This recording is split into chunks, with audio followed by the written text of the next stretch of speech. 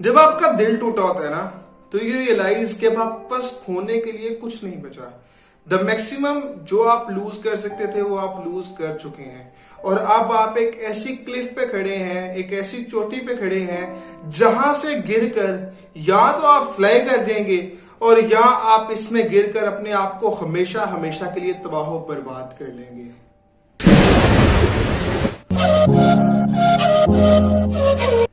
अस्सलाम वालेकुम। आपने एनर्जी का ये कानून तो लाजमी पढ़ा होगा कि ना ही एनर्जी क्रिएट की जा सकती है ना ही डिस्ट्रॉय की जा सकती है, लेकिन एनर्जी को एक फॉर्म से दूसरी फॉर्म में कन्वर्ट जरूर किया जा सकता है।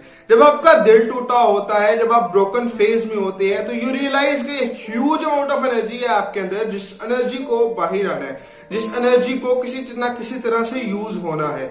आर्टिस्ट इस एनर्जी को हमेशा से अपने आर्ट को बेहतर बनाने के लिए करते रहे हैं। एक्टर्स इसको हमेशा से अपनी एक्टिंग स्किल्स को इंप्रूव करने के लिए यूज करते रहे हैं। सिंगर्स अपनी आवाज में दर्द लाने के लिए यूज करते रहे हैं। पेंटर इसको अपनी पेंटिंग्स में अपनी तख्लीक का नमूना बनाते हैं। शायर इसको अपनी शायरी में डाल देता है। राइटर इसको अपने लिखने की एबिलिटी में डाल देता है।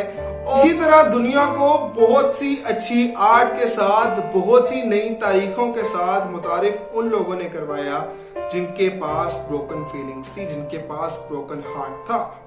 बिकॉज आपने अक्सर ये सुना होगा, या हो सकता है आपने खुद भी मारा हो ये डायलॉग कि मैं तुम्हारे लिए चांद तारे तोड़ लाऊंगा। एक्चुअली एक ऐसी एनर्जी होती है जब आप किसी के साथ इस प्यार की फेज में होते हैं, तो एक ऐसी आपके अंदर से पॉजिटिव एनर्जी क्रिएट हो रही होती है जो आपको हर पल ये एहसास दिला रहा होता है कि yes you can do anything for that person. आप उसको खुश रखने के लिए सब कुछ करते हैं। जो जो पॉसिबल होता है, हर उस पॉसिबिलिटी को सोचते हैं जिससे वो हैप्पी रह सकता है, जिससे आप उसकी नजर में अपना इंप्रेशन बहुत अच्छा बना सकते हैं। सो वो एक एनर्जी है जो यूज हो रही है। अब जब वो इंसान नहीं रहा, अब जब वो चीज नहीं रही, अब जब वो इंसान आपकी जिंदगी से हमेशा हमेशा के लिए चला गया है, या वो मर गया है, या उसने आपको धोखा दे दिया है, या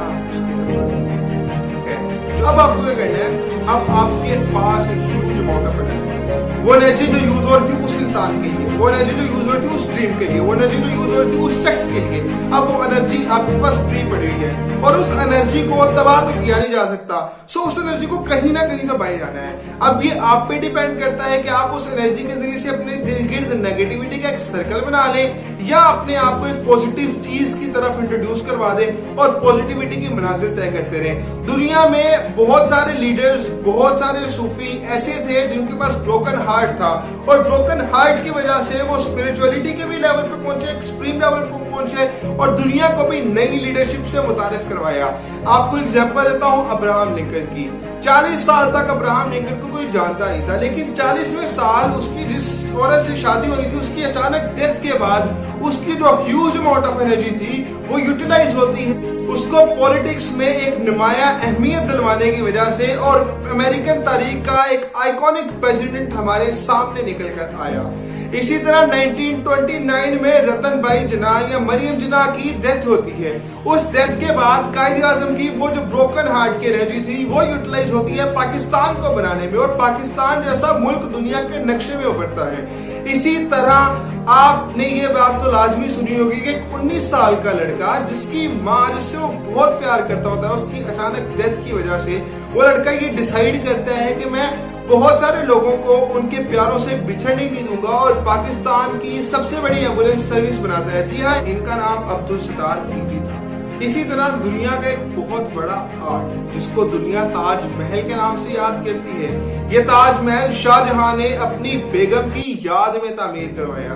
बेगम की वफात हो चुकी थी, there was huge amount of energy. उस एनर्जी को या तो शाहजहां अपने आप को तबाह करने के लिए यूज कर सकता था, बट ही डिसाइडेड नो, मैं इसको तबाह नहीं करूंगा, मैं इसको एक अच्छी चीज में यूटिलाइज करूंगा, और ताजमहल बनता है जिसे दुनिया आज भी एक शाहकार तख्लीक करता है।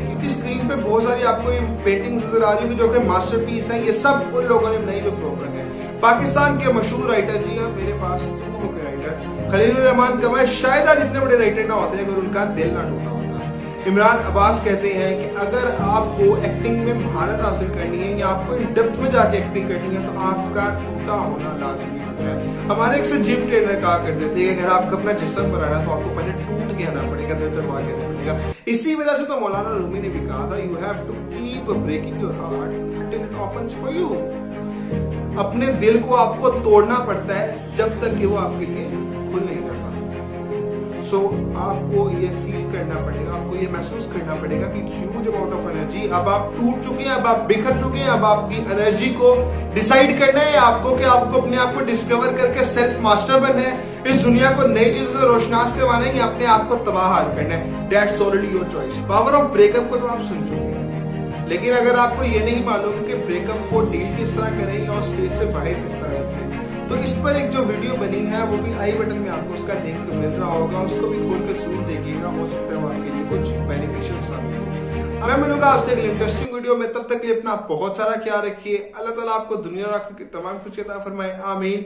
और अगर अभी तक हमारे चैनल को सब्सक्राइब नहीं किया तो यार फैमिली का हिस्सा बनिए और साथ मौजूद घंटी के आइकन को जरूर दबाइएगा ताकि आपका और हमारा राब्ता बहाल रहे। खुदा ने के बाद।